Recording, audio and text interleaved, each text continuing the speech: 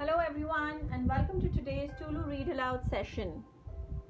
Today we're going to be reading a book which explains why we celebrate Raksha Bandhan.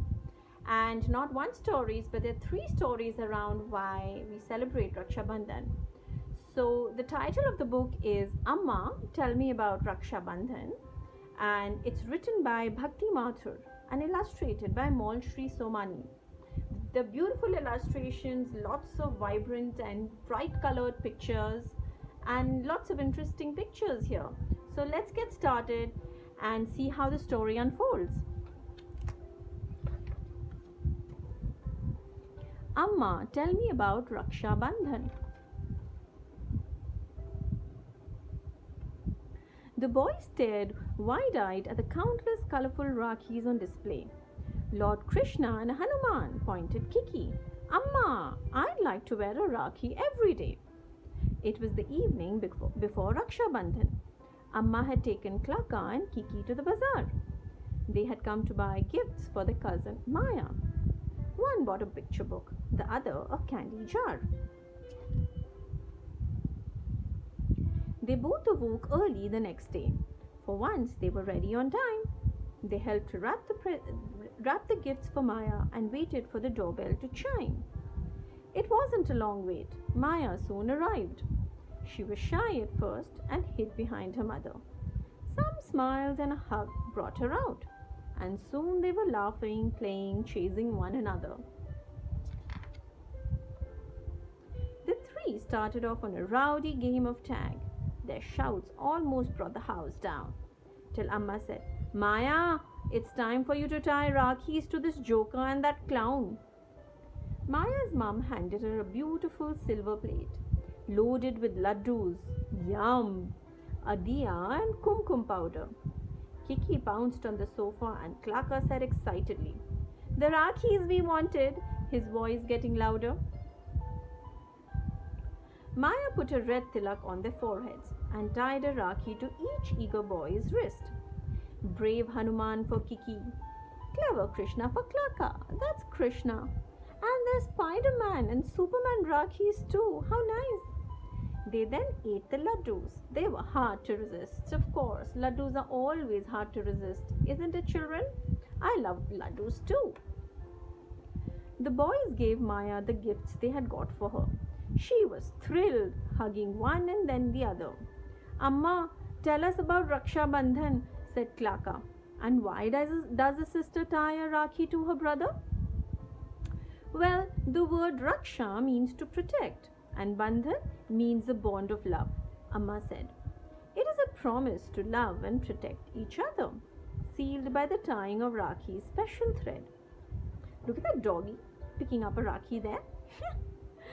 Yes, sisters tie Rakhis to brothers, but then you can tie a Rakhi to anyone you want to. Like a friendship band, this string can be tied to a sibling, a cousin, a friend, and a parent too. So here's the first story about why we celebrate Raksha Bandhan. There are tales galore about Raksha Bandhan. Let me begin the story of Bali, a famous king. He possessed all that a person could desire, and yet he was not very happy with anything.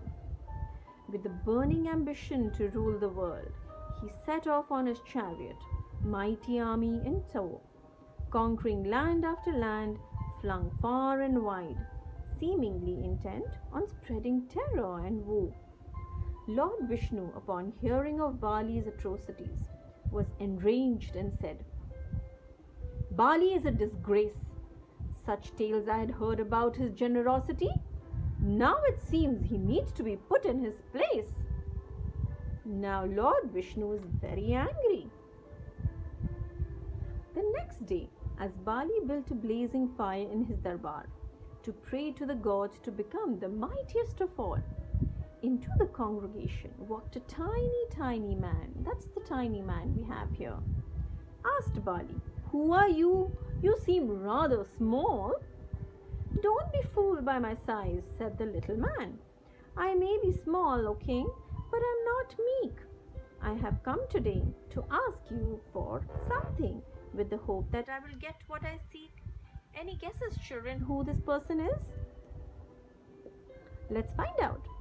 Bali arose and said, "Please be my guest. What can I do for you? What is it you desire?" "Oh, not much," said the man. "Just a bit of land. Only as much as 3 of my steps can acquire."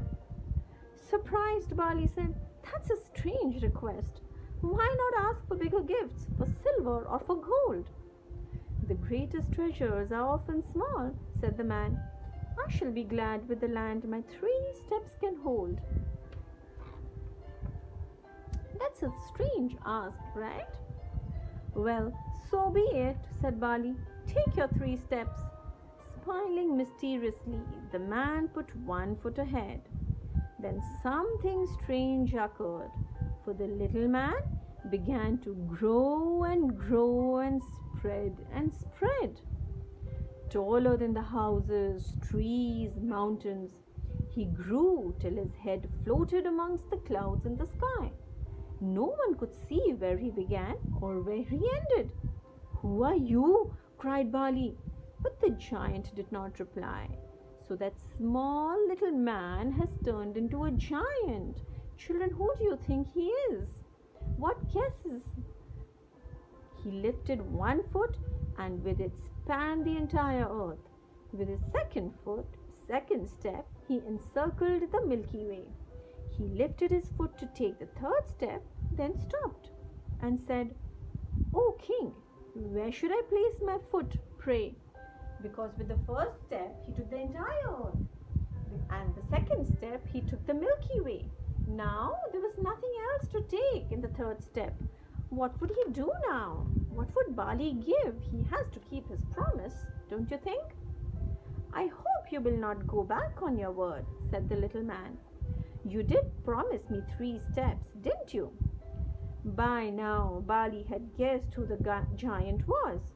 It was none other than the supreme Lord Vishnu himself. "Greed and arrogance had blinded me, O Lord. Foolish I may be, but a liar I am not," Bali said. "Please place your 3rd step here," and he pointed to his head. He entreated as he removed his crown and lowered his head. Vishnu was pleased to see the king repent. "Good, you have realized your folly," he said. "Ask for what will make you truly happy. Let me now grant you a wish instead." "I have only one desire now, O Lord," said Bali. "Please live here, spend a few days with me. It will give me the chance to make amends. I do hope you will accept my humble plea." Vishnu agreed and stayed on in Bali's palace. But that's Lakshmi we have here. Lakshmi is the wife of Vishnu. Vishnu's wife missed him dearly, yearning to see her husband who had left her long ago. She set off alone for Bali's kingdom eagerly. Bali welcomed Lakshmi into his home with joy. "I have come here as your sister," Lakshmi said. "I have a wish that I hope you will fulfill, O king." Saying this, on Bali's wrist she tied a silk thread. Touched, Bali said, "Ask me what you want." "I have come for my husband," said Lakshmi. "Accept my apology, my sister," repented Bali. "I have been selfish to make him stay with me." Lakshmi happily returned home with her husband. Bali lost his lord, but a valuable lesson he did learn. Life's real treasures are not our possessions, but what we do for each other and the love we earn. "I like the story," said Klaka, mesmerized. We want more," cried the other two. "Well, you're in luck today," said Amma, "for I have 2 more stories for you." So she starts. "Once the heavens," continued Amma, "were attacked by a mighty demon band. Indra led the gods into fearsome battle, but the demons gained the upper hand.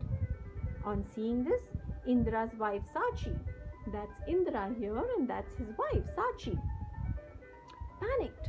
She wanted Indra to be victorious in the fight and rushed to a wise sage to seek his advice. He said, tie a thread on Indra's wrist tonight. That evening, after a long and weary battle, Sachi tended to Indra nursing each injury. She lovingly tied a silk thread on his wrist, saying, "May you win, Indra, may you achieve victory." The next day, Indra emerged on the battlefield with his vigor renewed and strength restored. His troops were enthused and rallied behind him. They fought together and finally won the war. "How can a thread help you win a war?" asked Laka. Amma said, "Well, the thread does nothing by itself. It is the love of the person who ties it that gives you the strength to persevere and believe in yourself." "And now for the last story of the day," said Amma. No, we want more, protested all three. Smiling, Amma added, "This one is from the year 1905, when Britain ruled over India and we were not free. The British decided to divide the state of Bengal in two, separating Hindus from Muslims, making them fight. Rabindranath Tagore, the famous thinker, poet, writer, had an idea by which the two communities could unite. So we've read a couple of other stories from Rabindranath Tagore as well. He was a famous thinker and a poet, right? The festival of Raksha Bandhan was around the corner. Tagore urged Hindus and Muslims to celebrate together. To honor his plea, throngs from both communities tied Rakhi as symbols of love and peace to each other. Bonds between Hindus and Muslims strengthened. Together, they challenged the move to divide the state. Ultimately, the British had no choice but to concede. Bengal was reunited. Then it was a time to celebrate. Tagore showed us what Raksha Bandhan truly is, said Amma, to fearlessly stand up for each other. It is our responsibility to protect all those around us, be it parent, friend, neighbor, sister, or brother.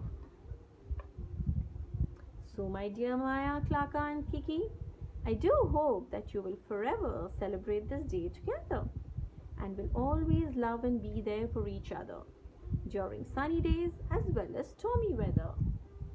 The end.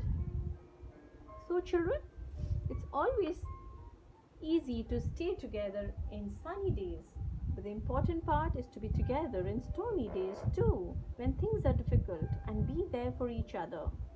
On that note, I close today's storytelling session, and I'll see you again tomorrow, same time, with another story. Until then, goodbye.